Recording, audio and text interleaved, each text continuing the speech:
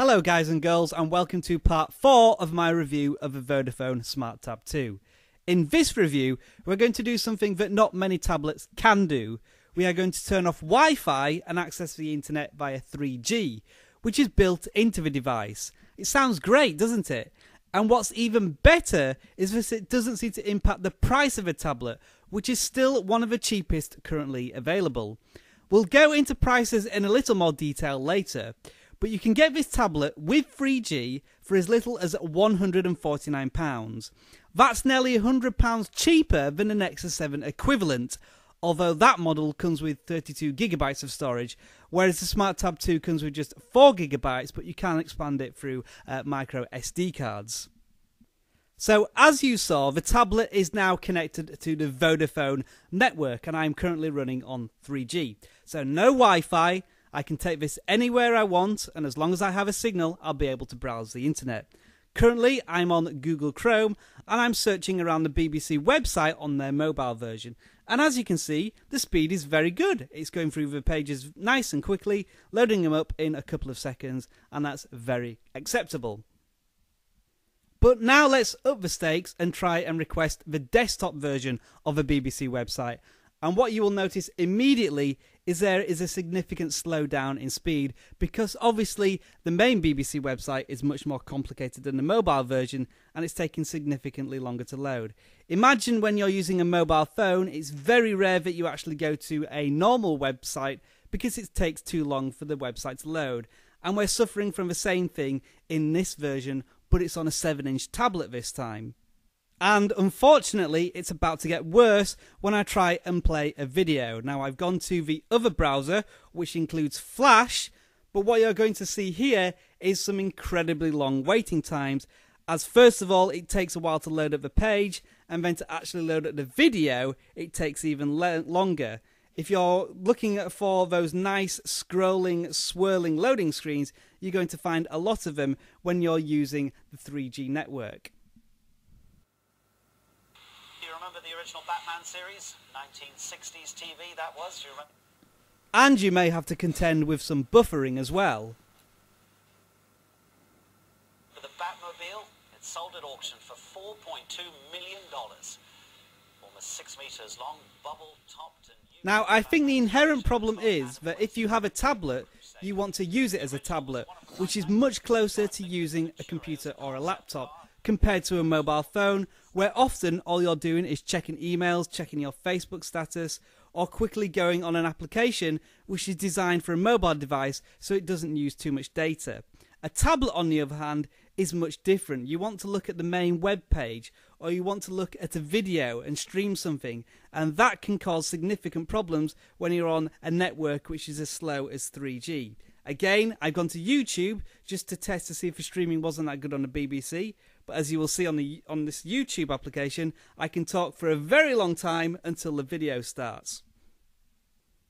And the other thing to consider is that I'm stationary, so the connection is stable. If I was travelling, it could fluctuate from being faster or slower at different times.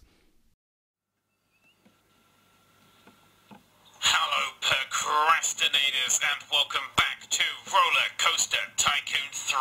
Now, since we last played, we had a small problem, little problem. I will just scroll this video forward a little bit to see how long it takes to get to the next section of it. And while I do that, you also have to consider how often you would use a tablet when you're travelling from point A to point B. And by that I mean probably point A and point B have Wi-Fi connections, so you can connect the tablet to something faster. I'm still kind of thinking, what do you guys think about having, like, putting just a wall up between each world, and then just having, like, little worlds like this that just align and then stuff? Because then we can actually have loads of different things. The next test is to download something of significant size from the Google Play Market.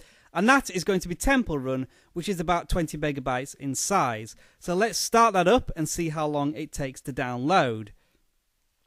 Once again, I find that navigating between the different pages is fine, because essentially I'm using a mobile application. But the moment I start downloading, I'm going to drop into significant issues, because the download rate is just not quick enough. Let's have a look at how quick the download rate is going. And as you can see, it's moving at about 50k a second, if that. and that's going to take a long time to download a 20 meg file. If I check the connection, you can see that it's still pretty solid and stable. So this is just going to take too long to download. Before we summarise the 3G capabilities of a Vodafone Smart Tab II, let's look at how much this device costs, and this of course applies to UK customers only. You can either purchase it on a pay monthly contract or pay up front.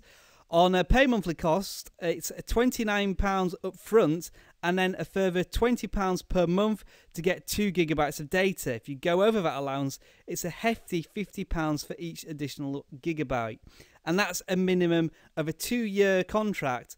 So the total cost comes to around £500 for a tablet, which is extremely steep. If we look at the pay-as-you-go alternative, that is just £149 to pay for the device up front, and that includes 500 megabytes of data over 60 days, and you can top up for another £5 per month for 250 meg. So there's not much data allowance there, and if you were going to use a tablet as you would expect to use a tablet, then you go over your allowance pretty quickly. 3G on a tablet is little more than a gimmick for 2 reasons. First and foremost, it's not fast enough to cope with what you want to do with a tablet when you're connected to the internet. And secondly, consider how often you would use a tablet when you're in situations where you don't have access to free Wi-Fi. Unless you travel a hell of a lot, it won't be that often. The other problem is Vodafone charge far too much for something that's not very practical. £20 a month for 2 gigabytes, £5 for a 250 megabyte top-up. It's just too excessive. And consider this, you might not even need 3G in a tablet at all. Have you ever thought about tethering your mobile phone's 3G data to your tablet? It can be done, and for many people on contracts it won't cost any more, but don't quote me on that, check your contract before you try this. So I would say that while having 3G squeezed into a tablet that's incredibly cheap, as long as you pay for it up front, is very impressive, it's not fast enough and it's too expensive to use. How will this impact on my final conclusions of the Smart Tab II? Well, you'll just have to tune in next time to find out. See you all soon.